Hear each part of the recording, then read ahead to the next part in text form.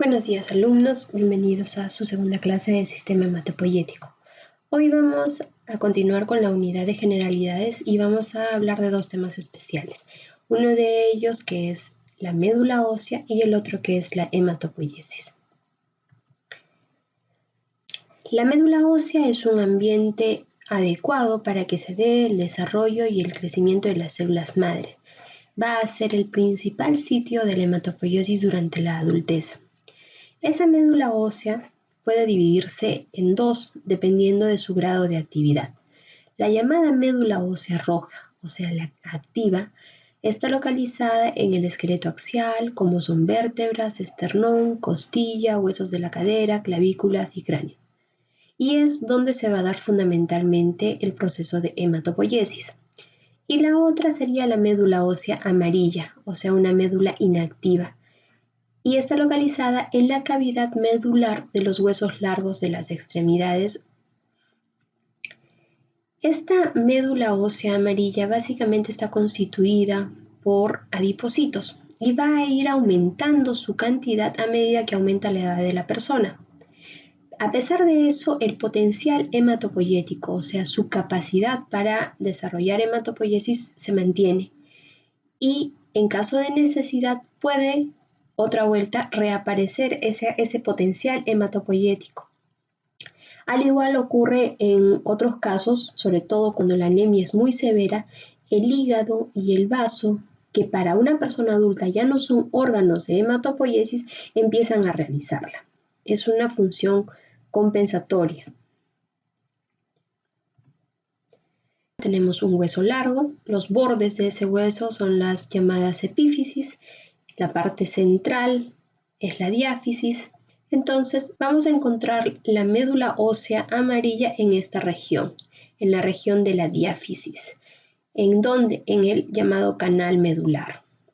En esta zona recordemos que tenemos hueso de tipo compacto. Mientras que en la parte de las epífisis lo que vamos a encontrar nosotros es hueso trabecular y ahí entre las trabéculas de este hueso es que se va a encontrar la médula ósea roja predominantemente, pero también vamos a encontrar algo de médula ósea amarilla. Hemos realizado un corte en esta porción del epífisis de este hueso largo y vemos esto. Vemos la característica de esponja que tiene el hueso trabecular y en la parte central se aprecia algo de médula ósea amarilla, mientras que el resto básicamente es médula ósea roja. ¿Cómo es la estructura de esta médula? Tiene tres componentes, un componente estromal, un componente vascular y el componente hematopoyético. El componente estromal es tejido conectivo, por lo tanto lo que yo voy a encontrar ahí son fibroblastos. Pero no es cualquier tipo de fibroblastos, son los llamados fibroblastos reticulares o también conocidos como células reticulares adventiciales. Estos fibroblastos van a estar por fuera, pero adyacentes a los vasos, de tipo sinusoide, que son los que vamos a encontrar ahí en la médula. ¿Qué van a hacer? Van a encargarse de formar las fibras de colágeno tipo 3 o llamadas reticulina. Y la reticulina lo que hace es un armazón, un soporte donde van a ir depositadas las células durante la hematopoiesis. Acá en esta imagen histológica es una coloración especial que demarca las fibras de reticulina. En esta región tenemos la trabécula ósea y todas estas líneas de color negro son las fibras de reticulina. Como pueden ver, son abundantes en el vaso y a nivel de todo el estroma de la médula. Ven acá y forman una red y en esa red es donde van a estar las células hematopoyéticas. Estos fibroblastos, además de formar esta reticulina, tienen la capacidad de secretar una serie de citoquinas, dentro de ellas el factor estimulante de colonias, interleuquina 5 y 7, que tienen mucho que ver con la función hematopoyética. El segundo componente, el componente vascular, fundamentalmente está representado por los sinusoides. Y estos sinusoides son unos vasos capilares especiales que los tenemos acá y que están constituidos por células endoteliales que están en color rosado, que tienen grandes fenestraciones. ¿Para qué? Para permitir que las células que están en formación, las que están haciendo hematopoiesis, pasen a este sinusoide y de ahí se dirijan a la circulación periférica. Y por último, el tercer componente es el componente de los cordones hematopoyéticos, que vendría a estar representado por estas células que están de coloración violeta. ¿Dónde va a ocurrir la hematopoiesis? En el tercer componente, solamente en la región de los cordones hematopoyéticos. En cada cordón nosotros vamos a encontrar en la región central un macrófago y ese macrófago tiene una serie de funciones. Dentro de ellas tiene que encargarse de la transferencia del hierro a los precursores de la serie eritroide. Va a fagocitar todos los restos celulares que se van a producir durante la hematopoiesis. Y también se van a encargar del control de la diferenciación y maduración de las células hematopoyéticas. Vamos a hablar ahora entonces de los componentes celulares que podemos nosotros encontrar en la médula. Y para eso vamos a utilizar este gráfico. Entonces, en este gráfico nosotros tenemos en rosado las trabéculas óseas, recuerden que es hueso esponjoso. Todo el espacio entre trabécula y trabécula es el espacio intertrabecular. Vamos a encontrar los sinusoides. Entonces, si hablamos del componente eritroide, vamos a ver que de toda la población celular medular, se constituye del 20 al 30%. ¿Dónde lo vamos a encontrar localizados? Vamos a encontrarlos localizados siempre adyacentes, cercanos a los vasos sinusoides. O sea, en el espacio intertrabecular, pero pegados a los vasos sinusoidales. ¿Cómo está constituido? El centro va a presentar un macrófago y alrededor vamos a encontrar a esta serie eritroide en diferentes estadios de maduración. Vamos a encontrar proeritroblastos, eritroblastos basofílicos, policromatófilos, ortocromatófilos. Y reciben el nombre de islas hematopoyéticas. Este macrófago va a encargarse de fagocitar el núcleo de estos precursores. Recuerden que el eritrocito maduro no posee núcleo para que finalmente pueda pasar a la circulación sanguínea, que es lo que estamos viendo en este momento. Como entra la célula a la circulación sanguínea, el componente granulocítico, o sea, eosinófilos, basófilos, mastocitos, neutrófilos, constituye el 50 al 70% de la población. Son los más abundantes. ¿Dónde los vamos a encontrar? Los vamos a encontrar a los precursores propiamente dichos, a los más inmaduros, pegados a las trabéculas óseas.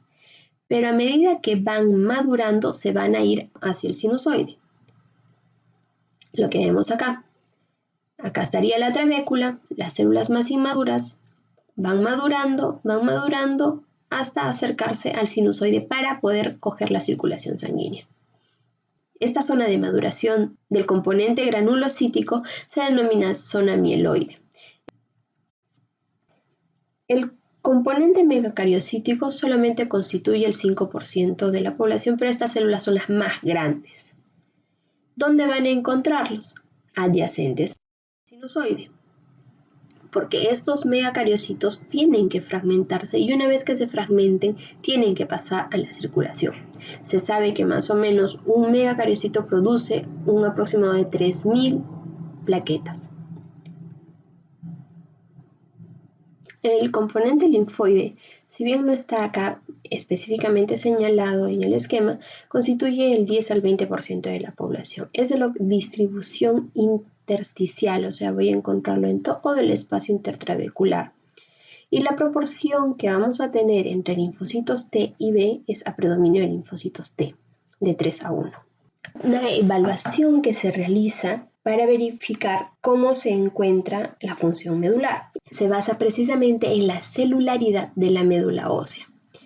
Recordemos que esta celularidad se va a relacionar con la cantidad de adipocitos y con el componente hematopoyético. Esta función medular únicamente se puede evaluar en biopsias. No se evalúa en frotis de sangre periférica ni en extendidos de aspirados de médula ósea. La celularidad va a depender de la edad del paciente. ¿Cómo es esto? Hasta el primer año de vida hay muy pocos adipocitos en la médula ósea, de modo que la celularidad prácticamente es del 100%. sea, yo tengo más componentes hematopoyéticos que componente adiposo. Pero este porcentaje va a ir disminuyendo con la edad y eso es lo que vemos en este cuadro. En el recién nacido, la celularidad es del 100%, un aproximado. A los 10 años va bajando al 80%, a los 20 a 65% y así sucesivamente hasta que más o menos a los 80 años esa celularidad es del 30%. Esto es normal, es lo que tiene que pasar.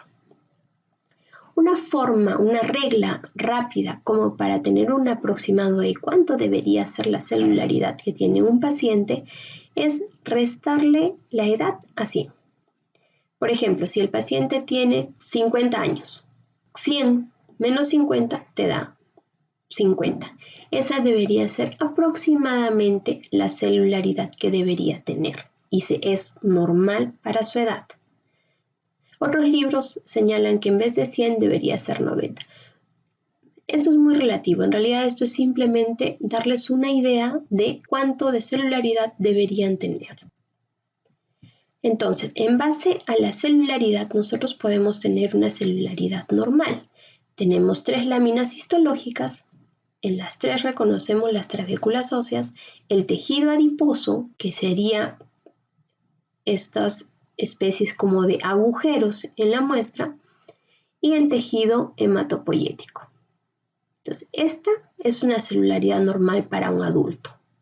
En cambio, cuando vemos esta otra muestra, vemos que el componente adiposo es el predominante y tenemos muy poco componente de tipo hematopoyético. Entonces, esta es una médula hipocelular.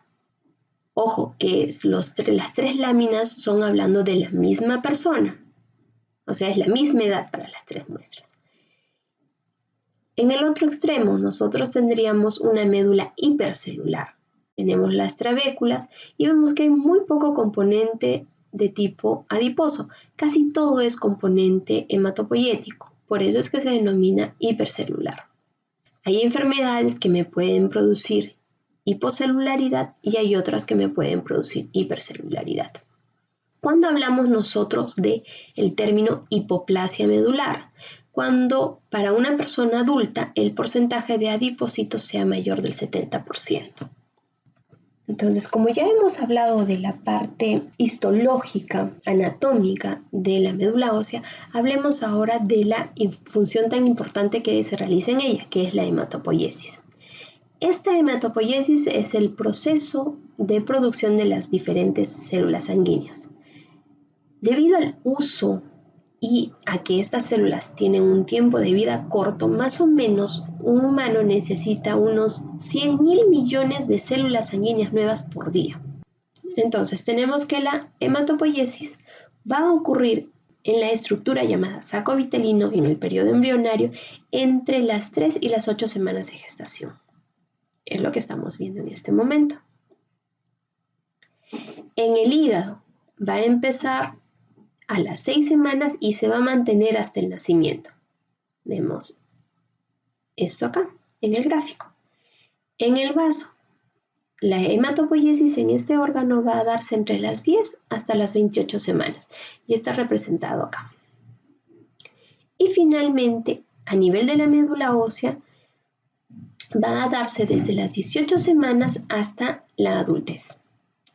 Y es lo que tenemos acá.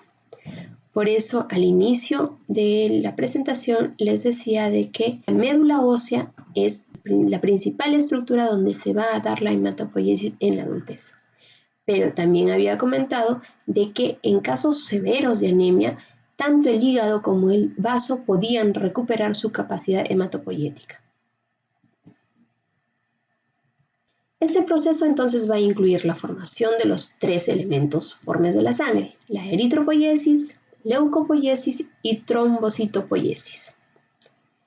Pero para que esto ocurra necesitan estar estimuladas las células indiferenciadas o que proliferen, o sea, entren en ciclo celular, hagan mitosis y produzcan las células indiferenciadas, o para que se diferencien, es decir, empiecen a pasar por los diferentes estadios de maduración. Y para que se produzca cualquiera de estos 2 procesos es necesaria la presencia de factores de crecimiento. Todos estos son los factores de crecimiento que tienen actividad hematopoyética. Por ejemplo, vamos a nombrar algunos. El factor estimulante de colonias granulocito-monocito. ¿Quiénes lo producen? Las células T, las células endoteliales y los fibroblastos. ¿Cuál es su función? Estimular precisamente a esta colonia, a la de granulocitos, macrófagos o monocitos. Otro factor estimulante, la eritropoyetina. La eritropoyetina, donde se produce fundamentalmente en el riñón, pero también se produce en el hígado, y lo que hace esta es estimular a la eritropoiesis, porque actúa a nivel de las células madre comunes y sobre los progenitores eritroides. También tenemos interleuquinas, por ejemplo, interleuquina 10, que es producida por las células T y por los macrófagos y que estimulan la proliferación, diferenciación de linfocitos T, B, células natural killer. Entonces, como pueden darse cuenta, todos estos factores van a tener una célula blanco especial para producir una reacción especial, ya sea para diferenciación o sea para mitosis. Este es un esquema donde están representadas todas las líneas celulares y sus diferentes estadios de maduración. Todo parte a partir de esta célula, la célula madre hematopoyética. Esta célula madre hematopoyética va a dar origen a dos: un progenitor linfoide común y un progenitor mieloide común. El progenitor linfoide común después se va a diferenciar para formar a las células natural killer, a las células T, a las células B y estas finalmente van a madurar hasta células plasmáticas. El detalle de este proceso lo vamos a ver nosotros cuando hagamos la unidad 4, que es la de defensa. Por el otro lado, el progenitor común mieloide va a dar origen a dos líneas. Una de ellas, que es la granulocito-monocito, que a su vez va a formar los diferentes granulocitos, neutrófilos, basófilos, las células cebadas o mastocitos, eosinófilos y los macrófagos, con su precursor sanguíneo que es el monocito. Esto también lo vamos a ver cuando hagamos defensa, la unidad 4. La otra célula a la cual va a dar origen este progenitor mieloide es al progenitor eritrocito megacariocito. Este a su vez se va a diferenciar en dos líneas, la línea megacariocita va a formar finalmente las plaquetas y que la veremos en la unidad 3 en la que hablamos precisamente sobre hemostasia, y da lugar al progenitor eritroide. Este progenitor eritroide finalmente va a llevar a la formación de los eritrocitos. Y esto es lo que vamos a ampliar el día de hoy. Entonces, hablando de lo que es eritropoiesis, o sea, la formación única y exclusiva de glóbulos rojos o eritrocitos. En el año de 1850 es que se descubre que los eritrocitos se formaban a nivel de la médula ósea. El primer precursor reconocible se denomina proeritroblasto. Y esta va a ser una célula grande con núcleo grande y nucleolo. Este proeritroblasto todavía se va a diferenciar en tres tipos sucesivos de eritroblastos: el eritroblasto basófilo, el eritroblasto policromatofílico, el eritroblasto ortocromatofílico, también conocido como normoblasto. El último eritroblasto, o sea, de estos tres, que contiene núcleo es el llamado normoblasto. Y ese núcleo se pierde y se transforma entonces en reticulocito. Acá lo tenemos esquematizado: proeritroblasto, eritroblasto basofílico, eritroblasto policromatófilo o policromatofílico, eritroblasto ortocromatófilo o también llamado normoblasto, que se transforma en un eritrocito policromatofílico, también conocido como reticulocito, y este finalmente va a madurar en un lapso de 24 a 48 horas y se va a convertir en un eritrocito. Acá los tenemos en gráficos. Este sería el primer progenitor reconocible, o sea, el proeritroblasto. madura y se transforma en este eritroblasto basófilo. Ese se transforma todavía en otro eritroblasto policromatófilo. Ese un ortocromatófilo, más conocido como normoblasto. Este pierde su núcleo y se transforma en un reticulocito, y finalmente el reticulocito se va a transformar en un eritrocito. A la circulación sanguínea salen como reticulocitos, de modo que en sangre periférica el porcentaje de reticulocitos normal que nosotros podemos encontrar solamente tiene que ser del 1%. Si yo encuentro un porcentaje mayor, quiere decir que esta eritropoiesis está aumentada, está acelerada. Y por eso es la necesidad de enviar tantos precursores que no han madurado por completo. Vamos a hablar ahora un poquito del reticulocito. Es enucleado, pero posee polirribosomas y posee algunas mitocondrias. Se va a convertir en eritrocito en un lapso de 24 a 48 horas. No tiene capacidad de síntesis de hemoglobina ni puede hacer metabolismo oxidativo. Recuerden que solamente debe ser el 1% de los eritrocitos evaluados en sangre periférica y actúa como un buen indicador de producción de glóbulos rojos a nivel medular. Esta eritropoiesis requiere entonces una regulación. Tiene que haber una orden de inicio y tiene que haber una orden de parada. Dentro de los factores reguladores de la eritropoiesis, este es uno de los más importantes, la eritropoietina. Esta sustancia es producida principalmente en las células peritubulares renales y también en las células del hígado, en los hepatocitos. ¿Cuándo aumenta su producción? En casos de hipoxia. Y lo que hace es producir proliferación, o sea, mitosis y diferenciación de los proeritroblastos. A medida que los eritroblastos van diferenciándose, los receptores para eritropoietina que están en la superficie van desapareciendo y ya no son detectables a nivel de los reticulocitos. ¿Cuántos eritrocitos se producen normalmente? 2.5 millones por segundo. Pero si yo a eso le agrego eritropoietina, ese 2.5 millones se transforma en 17 millones por segundo. En esta diapositiva tenemos solamente detallado lo que pasa con la serie eritroide. La célula hematopoyética, que va a transformarse después en un progenitor mieloide común, un progenitor eritroide megacariocítico y en un progenitor eritroide, para que finalmente se dé la maduración completa hasta eritrocito. Entonces, ¿qué factores de crecimiento intervienen en la eritropoiesis? Ya hablamos de uno, la eritropoietina, pero tenemos otros. Por ejemplo, los factores estimulantes de colonias. Estos factores estimulantes de colonias lo que van a hacer es permitir la diferenciación de una célula madre hematopoyética hacia un progenitor común mieloide. Luego tenemos interleuquina 3. La interleuquina 3 va a tener dos efectos. Uno de ellos es permitir este progenitor común mieloide se diferencia a un progenitor de granulocitos monocitos, pero también permitir que se diferencie a un progenitor de tipo megacariocito o eritroide. Y la eritropoietina lo que hace es permitir esto, la diferenciación de un progenitor mieloide común a un progenitor megacariocito eritrocito. Entonces, estos tres serían los principales factores de crecimiento involucrados en la eritropoiesis.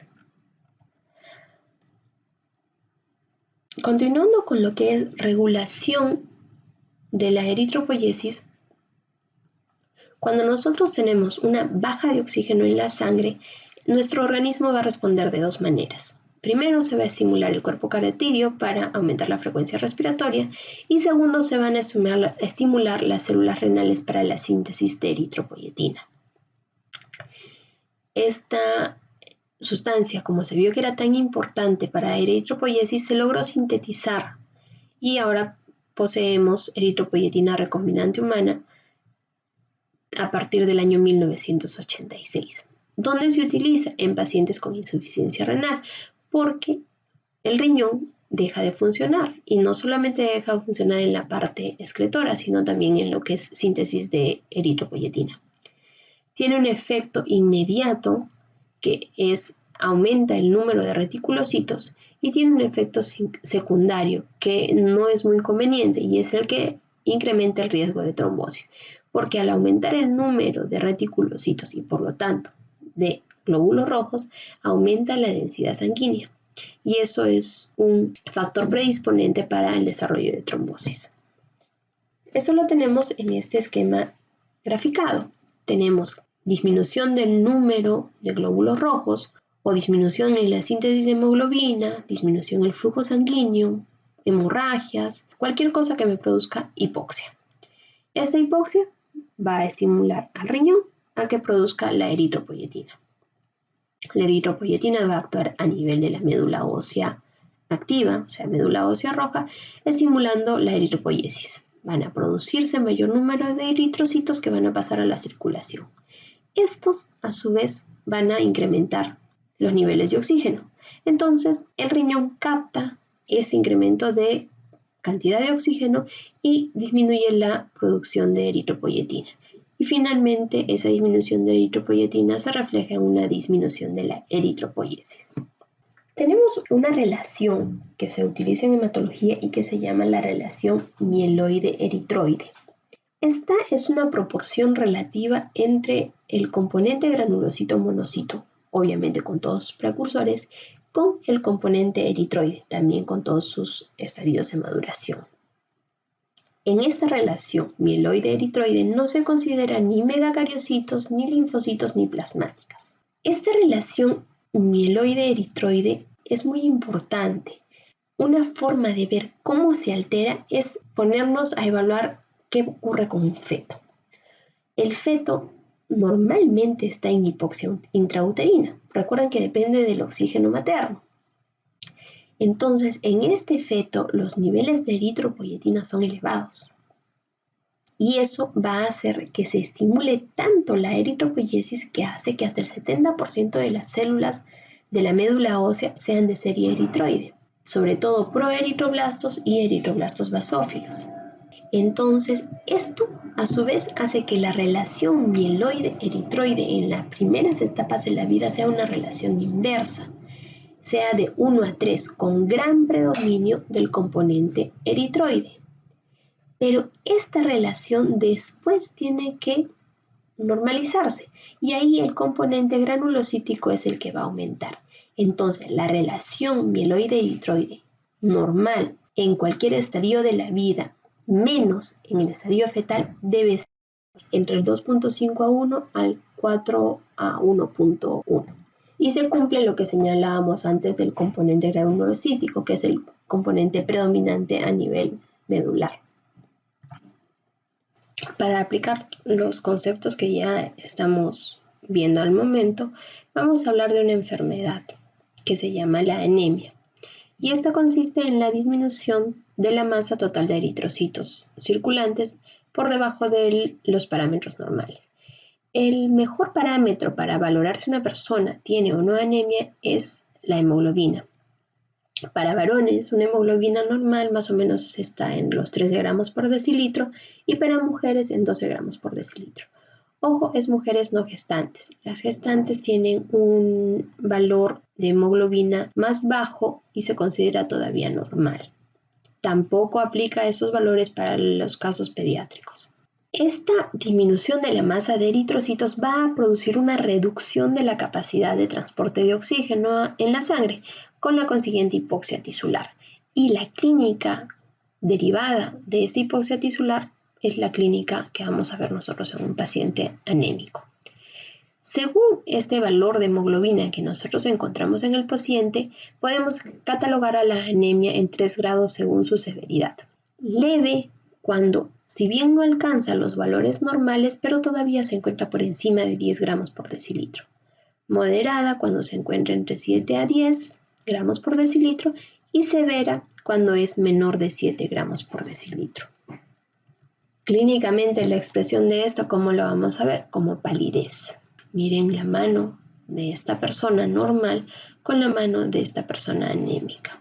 Palidez evaluada en piel, pero también podemos evaluarla en mucosas. La mucosa conjuntival es una zona bastante fácil de evaluar y se ve en el caso de este paciente blanco. debería ser rosado. Va a ir asociado a fatiga, cansancio, decaimiento, tendencia al sueño. Estos son los síntomas más comunes a los diferentes tipos de anemia, porque no tenemos una sola, tenemos múltiples tipos y por lo tanto múltiples causas. Entonces todas van a tener en común esto, pero adicionalmente pueden presentar algún otro síntoma. Vamos a hablar entonces de un tipo de anemia que es la denominada anemia aplásica. Es considerada un desorden de la hematopoiesis en la que está alterado, hay un trastorno a nivel de las células madre pluripotenciales que provoca que la médula ósea falle en su producción, en su función de producir células hematopoyéticas. Se caracteriza por 3 cosas fundamentalmente. Hipocelularidad en la médula ósea. Cuando yo vea la biopsia de médula ósea de este paciente, voy a encontrar que el componente adiposo va a ser predominante sobre el componente hematopoyético. Pancitopenia, disminución del número de elementos formes de la sangre, pero que están en circulación, o sea, los que voy a encontrar yo al evaluar en una muestra, en una lámina de sangre periférica. Pan significa todo, penia significa déficit. Entonces quiere decir que todos los componentes celulares de la sangre van a estar comprometidos, o sea, los eritrocitos, los leucocitos y las plaquetas. No debe haber signos de infiltración neoplásica ni de incremento de la reticulina para que yo pueda hacer el diagnóstico de anemia plástica. Si es que encuentro alguna de estas, el diagnóstico ya no puede ser este. Puede ser cualquier otra cosa menos el de anemia plástica. Es importante que recuerden que en esta anemia tiene que haber pancitopenia, porque existe otro trastorno que se llama la aplasia eritrocítica pura, y en esta solamente van a estar afectados los progenitores o el componente eritroide, de modo que la anemia va a ser la única manifestación clínica. Yo no voy a tener otro tipo de manifestación por déficit de leucocitos o por déficit de plaquetas, porque ellos van a estar conservados. Puede afectar a personas de todas las edades y de ambos sexos. Resulta ser idiopática en más del 50% de los casos. Es decir, no tienen una etiología clara, precisa, que explique por qué está ocurriendo esta anemia. Este tipo de anemia no va asociada a esplenomegalia. Se puede clasificar en 2 grupos, en las llamadas anemias aplásicas congénitas y las adquiridas.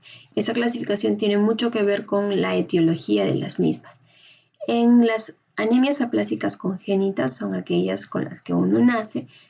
El más común es la anemia de Fanconi, que es un trastorno de tipo autosómico recesivo que va asociado a otro tipo de alteraciones congénitas. Tienen una mayor incidencia a presentar neoplasias.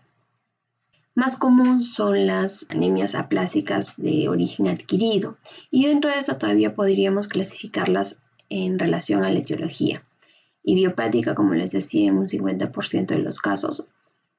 Tenemos aquella anemia aplásica de origen farmacológico. Existen varios fármacos que pueden provocarla, dentro de ellas el cloranfenicol, las sulfonamidas, las drogas antiinflamatorias como la indometacina, el piroxicam, antirreumáticos, antiepilépticos como la carbamazepina, antitiroideos, tranquilizantes, dentro de otros.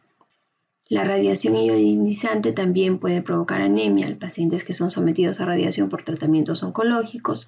Al final terminan desarrollando este tipo de complicación.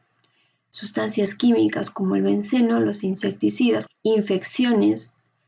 Acá a la cabeza están las infecciones de tipo vírico y los virus implicados son el Epstein-Barr, que saben ustedes que provoca la mononucleosis infecciosa, el virus de la hepatitis, parvovirus B19, el virus del SIDA.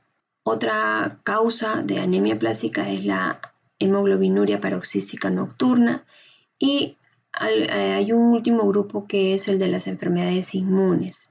Las enfermedades inmunes en las que se puede presentar anemia plástica, como la fascitis eosinofílica, la hiperinmunoglobulinemia, carcinoma de timo, el timoma, las enfermedades de rechazo de injerto con huésped, sobre todo en los pacientes que tienen algún tipo de inmunodeficiencia. En cuanto a la patogénesis de la anemia aplásica adquirida, se habla mucho de que está mediada por una respuesta inmune. ¿Qué quiere decir esto? El virus, el fármaco, las mutaciones genéticas, como en el caso de la Fanconi, los tóxicos, lo que harían serían alterar los antígenos que expresan las células madre hematopoyéticas. Al alterarse, esto va a activar a las células inflamatorias. ¿De qué tipo? Linfocitos T citotóxicos. Estos van a proliferar, van a secretar una serie de mediadores inflamatorios, dentro de ellos el factor de necrosis tumoral alfa y el interferón gamma, que van a provocar dos cosas. Por un lado, pueden actuar inhibiendo la hematopoiesis en sí, y por otro lado, estos mediadores inflamatorios poseen unos receptores que están dentro del grupo de los llamados receptores de la muerte. Y lo que hacen es, cuando se une el receptor con el ligando, va a inducir a las células a que desarrollen apoptosis, es decir, muerte celular programada. Por cualquiera de ambos lados, al final a lo que va a conducir es a una falla en la hematopoiesis. ¿Qué manifestaciones va a tener esta anemia aplásica? Cuando yo evalúe la médula ósea, va a estar hipocelular y básicamente las células que yo voy a ver van a ser linfocitos y células plasmáticas. Estas dos no estarían alteradas, los más alterados son los de la serie granulocítica. El paciente va a tener disminución del número de plaquetas o trombocitopenia, y esto clínicamente se va a expresar como petequias, como equimosis, incluso hemorragias espontáneas, sobre todo a nivel del tracto gastrointestinal, de la región nasal. Y estos sangrados espontáneos ocurren sobre todo cuando el nivel de plaquetas está por debajo de 20.000. Va a haber disminución de los granulocitos, o sea, granulocitopenia, y eso va a conllevar a una mayor predisposición a adquirir infecciones leves, pero de manera más frecuente y que se hacen persistentes. La consecuencia de la disminución del número de glóbulos rojos, o sea, la eritropenia, va a conllevar a los síntomas de anemia, palidez, fatiga. Van a estar disminuidos también los precursores eritroides, o sea, va a haber reticulocitopenia, a pesar de que la eritropoyetina se encuentra elevada. Recuerden que esta se eleva en situaciones de hipoxia y su efecto es incrementar el número de reticulocitos, pero a pesar de que está elevada, no existe respuesta medular porque no hay células como para responder al efecto de la eritropoyetina.